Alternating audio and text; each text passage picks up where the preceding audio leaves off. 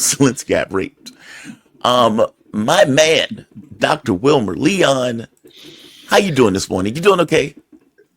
I'm doing better than Volodymyr Zelensky, but I disagree with you saying that he got raped because you cannot rape a willing participant. You, Right. you I'm sorry, Wilmer. cannot Give me 1 second. you Let me cannot fix act this. like a hoe and complain when you get screwed. Yeah, That yeah. that's part of that's in the job description. It is extensive. Like, I mean, Right. like any and everything that they got coming out of the ground, 50% of it, the US is talking about owning it. And in the very beginning, the entire point of the mineral deal that was put up, if you remember, Lindsey Graham was having a conversation, and Lindsey Graham was telling Trump, hey, they got all these minerals. We can get all this stuff, from Ukraine. Mhm. And Zelensky apparently floated, hey, they're minerals, rare earth minerals. You can get those. Rare earth minerals is not oil. It's not all of this other stuff that they're Right. talking about. And Zelensky did that because the thought was, okay, well, I will offer this for NATO membership, or I would offer this for security guarantees, meaning I could get the US more ensconced in it. He gets no security guarantees from this. And I don't get the sense that Donald Trump is even open to giving in those security guarantees. He is trying to end this. And so it's like you have effectively given up 50% of all of the stuff that's in your ground and coming out of the ground. We don't know the exact value. I remember Bloomberg pointed out that Zelensky was effectively lying about the actual value, Hmm. Hmm. but that's secondary to the point. You are coming here on Friday, ideally, to sign a contract where you don't get the security guarantees that you wanted, and you're giving up 50% of the future of whatever is left of Ukraine. Like you said, willing hoe, a willing hoe. How you Can't doing, man? complain. And just for the Talking about audience, getting pimped. Dr. Wilmer Leon is a political scientist, nationally syndicated columnist, host of his own show on YouTube. Check him out, Connecting the Dots. I want to do you proper when you're coming in. Yeah, it's just wild. I was just the deal came out today, like the text of it, and it's just reading is like, oh, so you just screwed over your country. Well, and there's another point that I think is important to part of this analysis, and that is on the rare earth minerals. Yes, they know that rare earth minerals exist in Ukraine, but to a great degree, they don't know to what extent. Amount. That's right. And I was reading where a mine of the nature that they need can take up to 15 years to Yes. develop. Yep. So all of this bluster by the Trump administration about it could it at this stage of the game, it's all sizzle and no steak because you don't know what you have. Right. So and then this is also, from what I've read, more of a private sector, possibly a private sector benefit because of the amount of investment that it takes to Right. develop a mine of this nature. They're talking, I think, $1 billion Yeah. to develop a mine to extract these. So there's put it this way, That there's a question lot mark. more uncertainty than there is certainty. And Donald Trump Agreed. is running around promoting success when you really don't know what you have. No, that's true. That's very true. The only catch with that though is it goes beyond the rare earths. Like Oh, because in the very I was just limiting I was limiting yeah, that to the rare earths. That's all. yeah, because we don't know. You're 1,000% right. It takes a huge amount of money. It's a massive amount of mining in order to get those things. But I mean, if Zelensky would have left it at that, fair enough. And he could have said, well, look, man, we have no idea what these rare earths are. We signed a contract. So what? But then when you add in oil, gas, natural gas, extractable materials, What the hell does that even mean? Extractable materials. Like just basically anything that is coming out of the ground, we own 50% of. That Well, is amazing. and here's another question, which I'm going to be talking to Professor Nikolai Petro on my Connecting the Dots show today. Yeah. Shameless. What time? 3 to 4 Eastern. Okay. 3 to 4 Eastern. Professor Nikolai Petro. And because I don't know that actually Zelenskyy has the authority to sign the deal. Yeah. Because I've read a couple of places that we do know his term expired. Right. But from what I've read, according to the Ukrainian constitution, even in a time of martial law, the power of the president reverts to the Rada. It reverts to their parliament, not to the president, which I think is one of the points that validates President Putin's point about, I can't talk to you because you don't have any power. Yes, I'm sorry. I was getting coffee.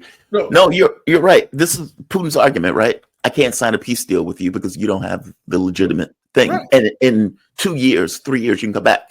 Well, that guy wasn't legitimate, so we don't have to pay attention to this deal. So when you listen to the mainstream analysis, they say, yes, Zelensky's term has ended, but because it's martial law, he's still the president.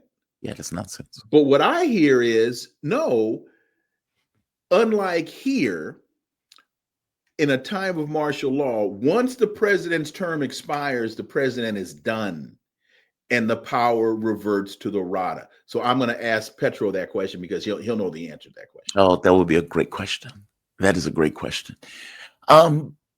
It's just fascinating. I can't imagine being a Ukrainian that was in the country when the government was overthrown, that voted for Zelenskyy because, let's say you're in Western Ukraine, you didn't want a war, you voted for Zelenskyy, and then he turns into a war maniac. Right.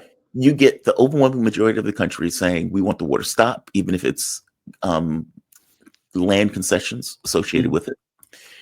And then on top of all of that, you lose 20% of your land, you lose 600,000 of your people. And then you get the US president that led you down this primrose path, meaning the country, turn around and say, by the way, now we need 50% of your stuff that's left. That is such a mind-blowing thing.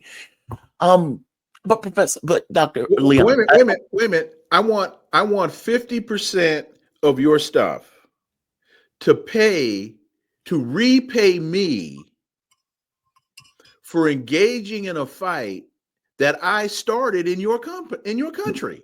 Yes. And when I speak in the context of I'm talking about the United States, right. not the particular president in the Oval Office. But we do know that Trump sent weapons into Ukraine after President Obama said, this is not a good idea. This is not going to work out well for us. Right. Obama said no. Trump sent weapons in, and then Biden doubles down on the Trump foolishness. So I start the fight in your country, and now I want 50% of your stuff to reimburse me for the fight I started. Right. And by the way, the reason why we're saying the fight that we started is because we offered NATO membership back in 2008 in the Bucharest summit. You had William Burns writing the memo, net means net, effectively saying, dude, we are going to provoke a civil war.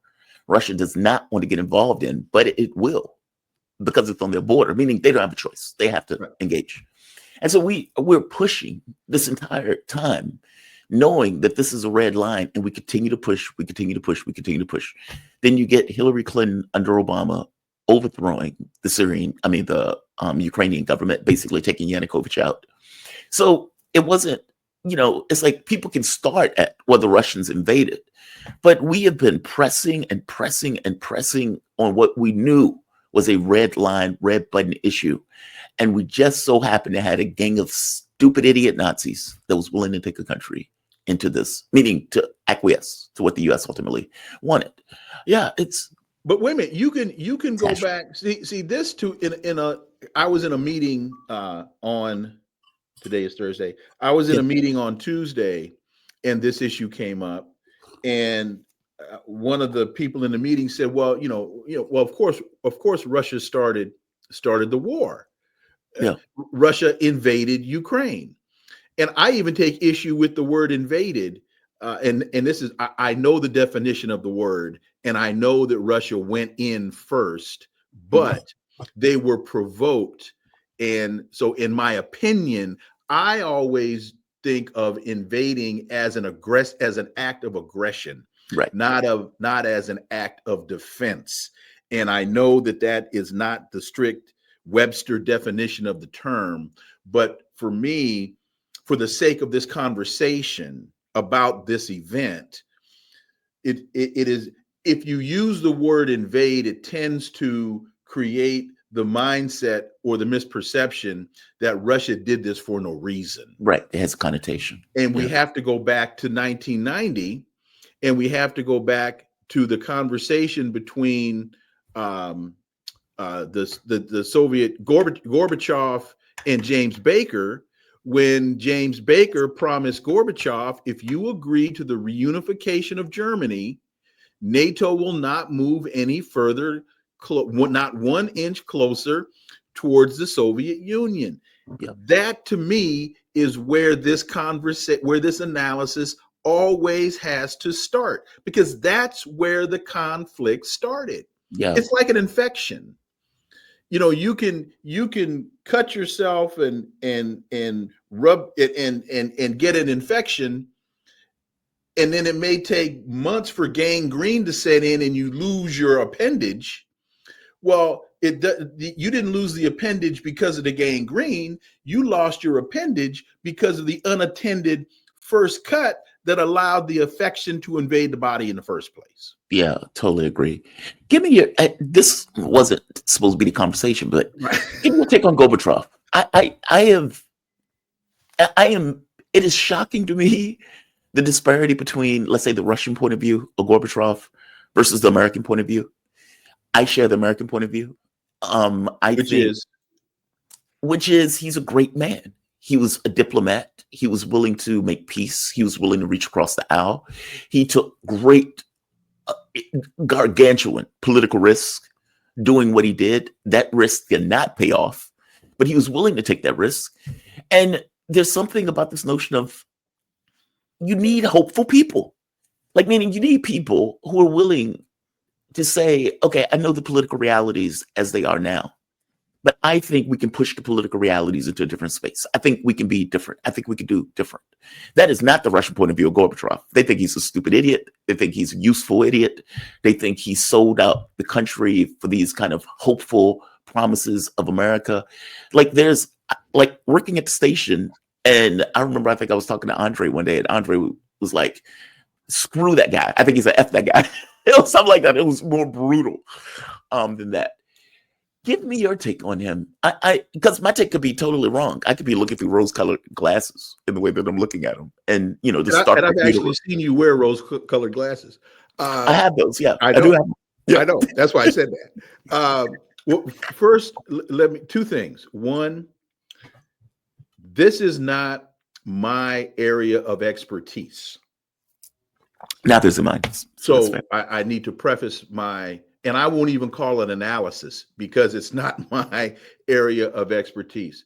The second point is, who am I to question Andre about his analysis of his country when I've only been there once and didn't make it past the airport?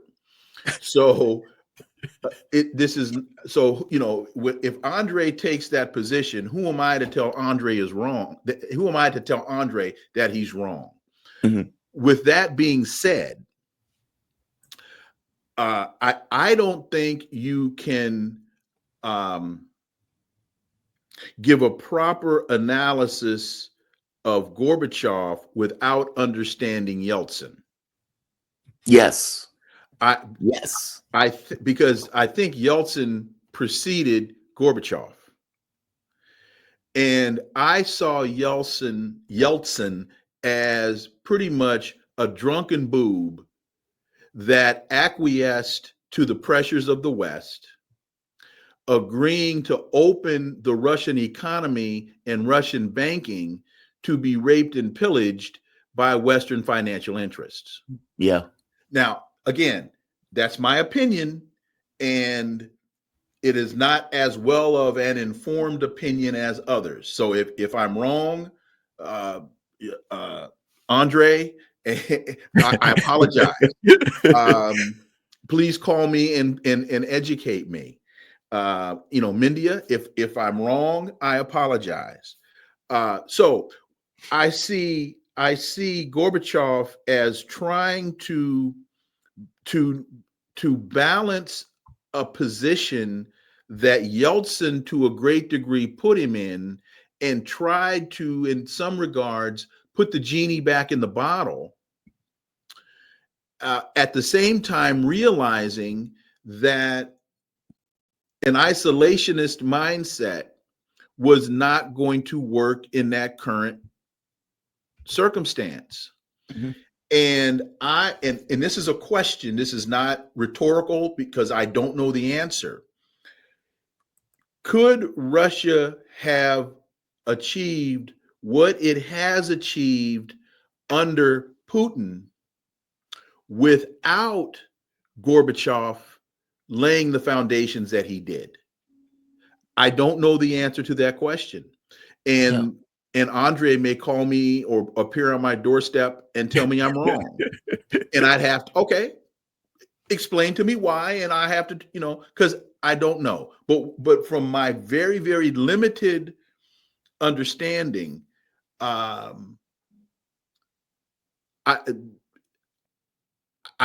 don't know the answer to that question, but I think it is a reasonable question to ask. And with that being said, I would agree with your assessment. Yeah. Yeah. I was fascinated by it. I just was. There's this great book that goes. I think it takes like a year out of the life up to the point of the dissolution of the Soviet Union, and it shows this kind of play between Yeltsin and Gorbachev, and how there was this like radical shift of power distribution as it dissolved and it became Russia as opposed to the Soviet Union, and how Gorbachev was like just losing grip all the way through, with Yeltsin getting stronger and stronger as he was using grip. And part of the reason he was losing grip is because he was trying to federalize the system. Like he was trying to change the system. And in the process of changing it, he was losing control. Oh, it's a fascinating book. There is a place for dreamers in this world. And I hate this idea. That's me being Star Trek. That's all. I just. But so let me ask you this. Is it a matter of being a dreamer, or is it a matter of vision, forward thinking, and realizing the potential realities that are there and making the necessary adjustments to keep pace with the change?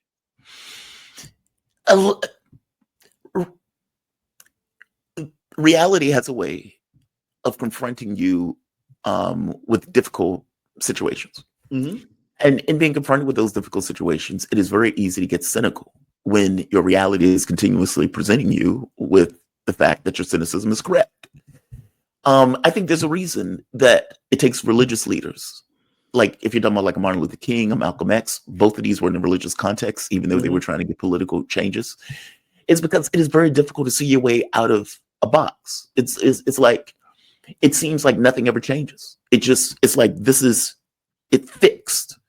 And so it almost requires like this kind of secondary vision of being able to see beyond what reality is currently presenting you with constantly. It's like James Baldwin has this line. He was like, I think, what he said, having a hole in your sock makes you feel like, crappy because you're holding your sock. It was something to that effect. It was some, I'm paraphrasing. It's that. And so it's a difficult thing. Like, and even in the Gorbachev example that we're talking about, he failed. Like, he had vision. He saw what he needed to do. He saw what he wanted to do, what was going to be in the best interest, and he failed. And Russia collapsed. I mean, the Soviet Union collapsed, and the U.S. raped Russia blind during the Yeltsin years. So it's like, even in that situation, like, your cynicism would have been proven correct. And so it's like, if that's true, where your cynicism is often proven correct, and even in the situation that we're positing of, hey, great man, vision, all that stuff, and yet failed at it, that is a difficult thing. Well, two things. One, you talked about Dr. King and Malcolm in the religious or the spiritual context. I would, and this is not a pushback. This is just please push back. No. This is just a semantics issue. I base it in morality. Especially, but Baldwin was also had come up as a child prodigy, as a minister, and so even though I don't know if he was ever ordained, but I know that he in his early years wanted to be a minister. So he was always spiritually / morally based in his analysis. And so it's that basis in morality that's how I would reference it, as opposed to a religious base. As Dr. King told us, the moral arc of history is long, but it bends towards justice. So that's the only point that I would make there. And I also, and again, this is a question I don't know the answer to. When you say that Gorbachev failed, is it a matter of within what time frame or context are you speaking? Because he failed in the immediate application of his vision. Right. But again, I asked the question because I don't know the answer. Could Putin be the success that he is today without that Gorbachev shift in vision? Yeah. I don't know the answer to that question. Yeah, I don't know the answer to that either. Call Andre and ask him. I would say this. The reason why I use religious context for it is because religion doesn't require reality. Like, the entire basis of it is, faith to function without this, the way things are now. And so if you're looking for this kind of new world and you're trying to tell people, look, this is doable. We can do this. We can do this. I know it doesn't look like it now. I know everything that's confronting you. It's showing. I might not get there with you, but we will reach the promised land. Yeah, it's that's what I mean. That's a religious context on some level. Like, we deal in analysis. I give you a perfect example. When Mark, we're having a conversation with Mark, and it just came out that the Putin and Trump had the phone call. There were moves that he seemed to be making in regards to ending the war. Mark, as an analyst, is looking at this very cynically because that's its job. And from his point of view, the cynicism is often proven correct. So he's going to look at it through that lens. How he felt about it was different. And I don't know, man, just trying to get over that hurdle. And I know this conversation is a little bit weird, but it's a viable thing because I find us to be in a similar box. Like, the notion that Hakeem Jeffries is the leadership of anything is astonishing. The idea that Trump is a monster and yet was able to win as a billionaire and win over the working class is disturbing, because that means they fell for the gimmick, right? The banana in the tailpipe. And there was no opposition in regards to, like, a legitimate, viable opposition that people could lump into. And so you feel like, okay, the system is gamed. You have two political parties that realize they don't need to necessarily function to the best interests of the main public because they can always go back and forth. Meaning, I can be reflexive. I don't have to be substantive. I can just be reflexive. And the public will get sick of one and move to the other. But in doing so, nothing fundamentally changes. You just get this kind of movement back and forth, almost like this gyration with the public screaming for something different, but not having anything different available. Like, I find us to be in a very similar spot of this need to do something different, this need to get to a different place without any kind of pathway or ability to see our way there. Yeah, I don't know. I'm sorry. It's this. No. I took this in an odd spot, but I was curious on your take because you're learned, and I always appreciate your point of view. Let's get to Trump and let's get to domestic politics. Okay. So recently, the Republicans passed, well, they approved their $800 billion cut to Medicaid, $240 billion cut to food stamps. And yet, when they asked Trump, hey, are you going to go after Medicare, Social Security, and Medicaid? Trump says, I don't know why you keep asking me that. Nope, not going to touch him. We're just looking for waste, fraud, and abuse. And of course, they're looking at this as like, okay, you're out of your mind. You're not getting $880 billion of waste, fraud, and abuse. Mhm. You're cutting the program in some fashion, in some way. And not just cutting the program in some fashion, in some way. It's one thing, and AOC made this argument, and I agree with her take. If you tell me that you were looking for waste, fraud, and abuse, fair enough. Everybody would agree with you. Nobody wants a 200-year-old man getting a check. If you, however, then tell me we're going to take that money from waste, fraud, and abuse and put it into tax cuts for the rich, I'm going to say, okay, the jig is up. You've lost me, right? The jig is up. The idea that you're going to, instead of reinvesting that money into the program in order to expand the program, hey, maybe we can give more money to people. Maybe we can extend benefits to people. Maybe we can get more people involved in the program. Their response is, well, this would be great for tax cut. Go into this for me. Like, this is Republican orthodoxy. So it's not like Trump is something different in this. But they are going to fleece America blind. That's my take. Give me your view of this. You are absolutely right. This is a land grab.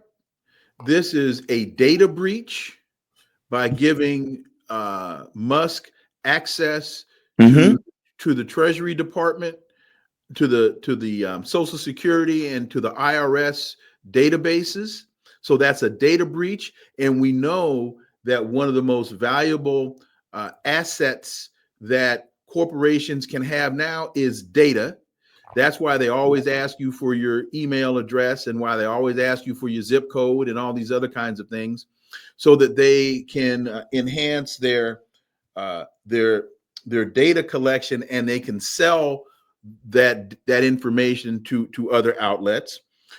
When they talk about waste, fraud, and abuse, what I need you to do is show me the evidence of the waste.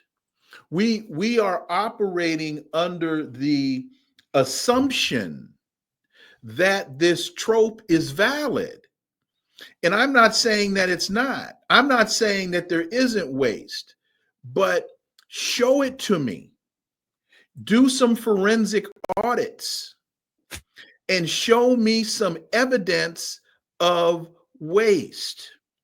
You can't show me fraud without showing me a determination at the department level through the AG's office, or at a court level through a judge's determination, because fraud is a legal term that has to be determined through a process.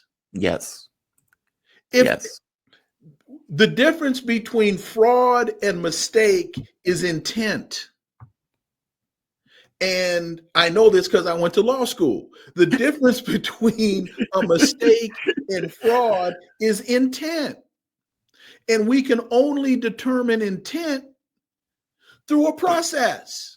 Unless I just say to you, I'm going to defraud you. My intent here is to take your money and not give you what you paid for. Short of that, we have to go through a process to determine whether or not it's a mistake or a fraudulent endeavor. By the way, and there are two other stories that deviate from this, but they broke, I think, either yesterday or this morning, so I definitely want to talk about it. One, Epstein files are going to be released. good on that. Pam Bondi, the blonde bombshell. Donald Trump he is the first president that has lined himself with just beautiful women all over the place, right? He's trying to turn the White House into to Trump Palace. But whatever. She comes out and says they're going to release the Epstein files today. And she was saying there's some shocking stuff in those files. In fact, I think I even have the clip. But effectively saying they're going to put flight logs out. They're going to put out client lists. They're going to put out all of this stuff. Give me your take on this. I got to be honest. I did not understand why this information wasn't out to begin with. How on earth do you say this man is the apex sex predator? And yet it just goes quiet when he dies. And it's like, okay, well, what about the Johns? What about the client list? How are you telling me that this man is apex sex predator? You have only shown 1 or 2 women associated with it. Then you say he offed himself, which I don't buy the offing himself thing. I think he was off, but whatever. And now they're like, okay, here's the list. Do you think there are going to be consequences with this list? I can't answer that question until after I see the list. That's fair. Because we know that Donald Trump says a lot of things and then delivers on not even a quarter of what he says. And so for Pam Bondi to say what she has said, okay, Pam, well, show me. Show the list. Show me the list. And I don't want to see a redacted list. I don't want to see that big Trump magic marker redacting his name. So there's going to be a list of 20 names, and then there's going to be one name redacted. And, right. So, wow, whose name was that? Right. So, because there is evidence that he has been on the plane, there is evidence that he did go to Fantasy Island with Tattoo. Well, they were friends. The plane, boss, the plane. So, I can't. We got to see it. I can't speculate on this one. Why do you think they kept that list this long? I mean, because Joe Biden could have released this list. Because Bill Clinton's name is on the list. Oh, yeah. Because there are too many Democrats whose names are on the list, and so I think that's that. And see, now with all of that being said, if you ask me what is Donald Trump's larger mission or agenda with this, I think it is to embarrass Democrats and to embarrass the intelligence state, because Epstein, we know, was a intelligence operator. That's the belief, yeah. Who used these sex traps as a way of gaining leverage on individuals in positions of responsibility. Yep. And so this to me is consistent with, I'm going to release the information on the Kennedy and King assassinations. Why? Because I think he's after embarrassing, if not exposing, the intelligence, the part of the intelligence apparatus that he believes is also after him. Yeah. And so this to me is another way for him to do that. And I'm not saying that it's only Democrats that are on the list. That's not what I'm saying. I think that Epstein was an equal opportunity predator. But that's what and I don't think that Donald Trump is being altruistic, or he's trying to cleanse. You know, this is not the South African what was that council that they had after apartheid? Oh yeah, the where everybody came and confessed their sin. Truth and reconciliation. Truth and reconciliation. Yeah. This is not the Donald Trump Truth and Reconciliation Commission. So he's not being altruistic here. He's not trying to expose history for the sake of history. This is leverage. This is leverage. And so I would call it revenge. I would call it revenge. Yes, Yeah, yes, I call it a thing. absolutely, absolutely, absolutely. So this is Pam Bondi, and this is her pointing out that this is horrendous. These names, all this stuff is horrible. Files on your desk. Can we see them, and what's taking so long to release them? I do. Jesse, there are well over, this will make you sick, 200 victims. 200. So we have well over 250 actually. So we have to make sure that their identity is protected and their personal information. But other than that, I think tomorrow, the personal information of victims. Other than that, I think tomorrow, Jesse, breaking news right now, you're going to see some Epstein information being. All right, we'll see. Hopefully, okay. Okay. Well over 250 victims. Yep. I don't care about the victims. And what I mean by that is I don't need to know I'm not saying I don't care about. I know what you mean. I know what you mean. No. I don't need to know who the victims are. In fact, I rather not know who the victims are, because by identifying them, you are re-victimizing them. And I'm not interested. That's what I should have said. I'm not interested in Yeah, you were real strong on that point. I don't care about those victims. I know what you meant. But I want to be sure everybody listening knows what I mean. Keep the names of the victims secret to protect the victims. Don't re-victimize them. I want to know who are the perpetrators. Yep.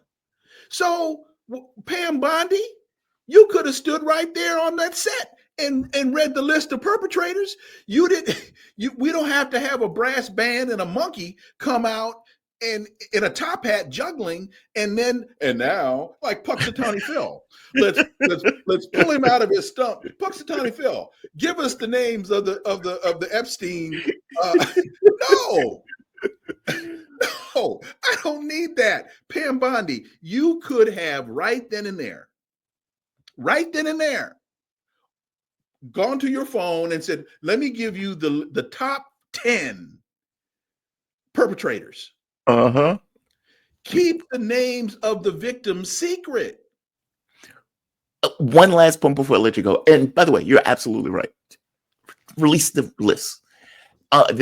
God, man, I remember when this first took place, and I think it was Nancy Pelosi's daughter came on and said, hey, just so you know, don't be reflexively defending horrible people, which gets to your point. Like, a lot of these people are going to be Democrats. A lot of them are going to be Democrats. The last point before I let you go, Jeff Bezos has changed. He has effectively neutered the Washington Post, effectively saying we're only going to do propaganda for pro-business. That's all we're going to do. No, this idea of op-eds, all of that stuff is gone. This is no longer something that we are going to involve in the Washington Post.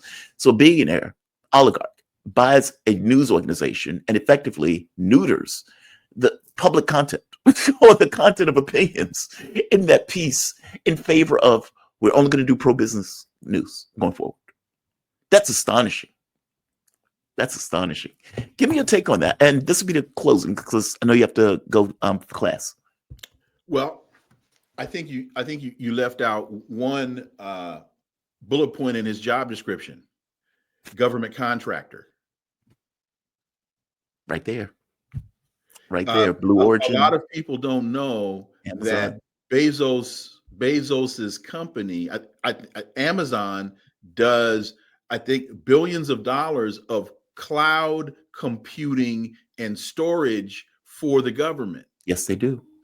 So when you talk about Elon Musk, you're talking about billionaire, you're talking about entrepreneur, but you're talking about government contractor. When you talk about Jeff Bezos, you're talking about Amazon, you're talking about billionaire, you're talking about owner of the Washington Post, you're talking about government contractor. Right. And so I think that doesn't surprise me, because it goes right in line with all of this is to protect and serve Donald Trump. Yeah. Yeah. We can leave it at that. Dr. Wilmer Leon, my man, one of my favorites. He is political scientist, nationally syndicated columnist, and host of Connecting the Dots. Check him out, 3 p.m. today. Thank you for this. I really appreciate it. Be safe. Gotta go to class. Have a good one, man.